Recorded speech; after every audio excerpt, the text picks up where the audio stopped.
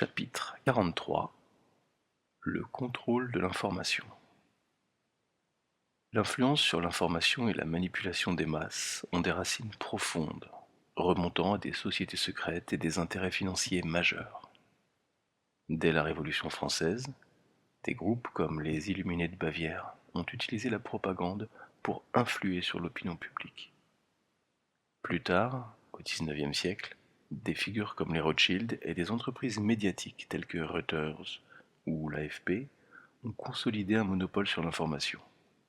Des journaux allemands et français ont également joué un rôle dans cette stratégie de contrôle global de l'information. Le CFR, Council on Foreign Relations, et le RIIA, Royal Institute for International Affairs, sont des organisations créées pour étendre l'influence britannique, notamment sur les États-Unis. Le R2IA, sous l'impulsion de Cecil Rhodes, a développé des techniques de manipulation de masse, influençant aussi bien la presse que les médias à forte audience, comme la radio et le cinéma.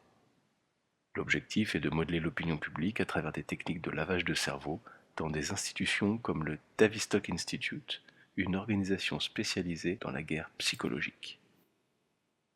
Le CFR, lié à des institutions comme la Commission trilatérale, détient une influence considérable dans les gouvernements des États-Unis et du Royaume-Uni, ainsi que dans les médias.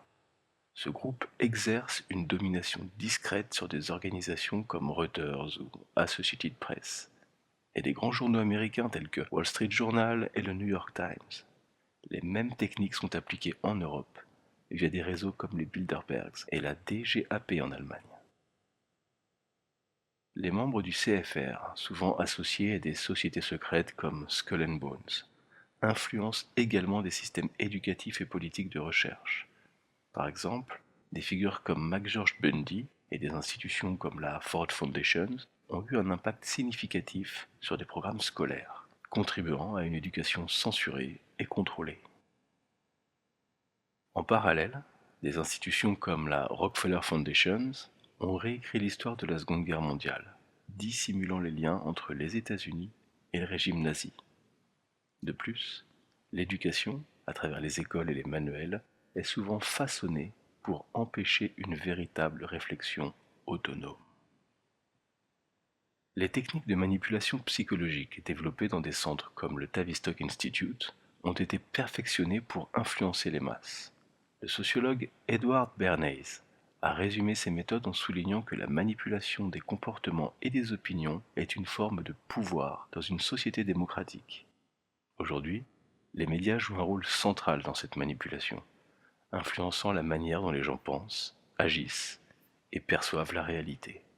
Des mécanismes comme les messages subliminaux et les techniques de backward masking dans la musique ont été utilisés pour influencer les comportements inconscients des masses. Des groupes comme Kiss, Madonna et Queen sont accusés d'incorporer des messages subliminaux dans leurs chansons, influençant ainsi la jeunesse, souvent de manière occultée. Le contrôle des médias et de l'industrie du disque est un autre aspect clé de cette manipulation.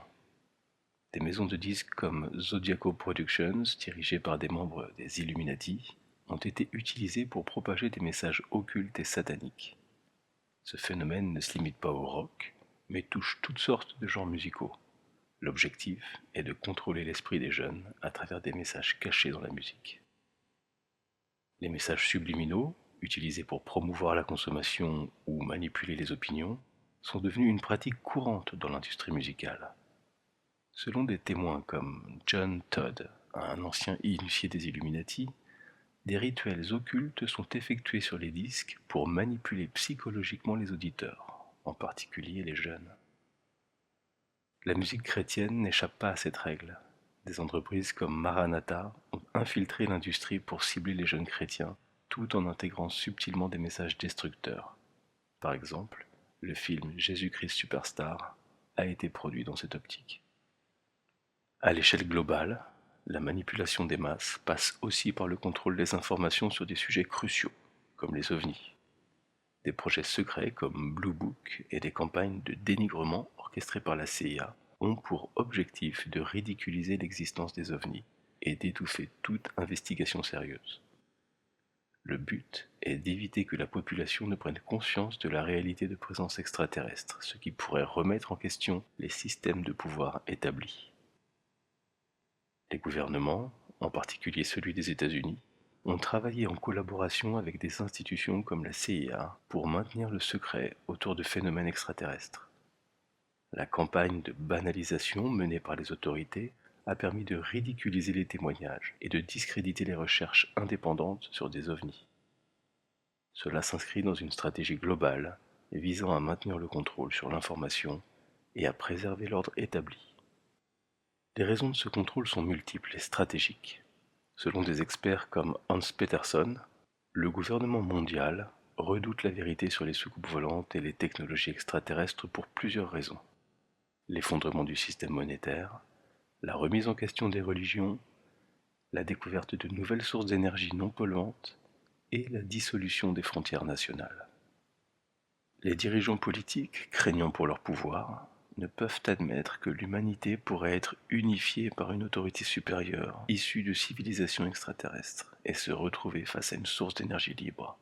La réalité d'un monde unifié et les implications de cette vérité seraient trop déstabilisantes pour les structures de pouvoir actuelles. Alors qu'importe la qualité des sources de l'auteur, la véracité de ses propos ou le sens à proposer derrière le terme extraterrestre, nous pouvons tous nous accorder sur une chose. L'objectif de ces manipulations massives est de maintenir les populations dans l'ignorance, de les empêcher de prendre conscience de leur propre pouvoir et leur liberté de penser. En manipulant l'information et en contrôlant l'éducation, ces élites cherchent à maintenir un statu quo bénéfique à leurs intérêts. La seule manière de briser cette domination est de chercher la vérité, d'analyser la réalité derrière les apparences et de se libérer des chaînes de la manipulation. La liberté de penser et d'agir de manière autonome est essentielle pour échapper à cette forme de contrôle. C'est en cherchant la vérité que les individus peuvent se libérer de cette influence et prendre en main leur destin.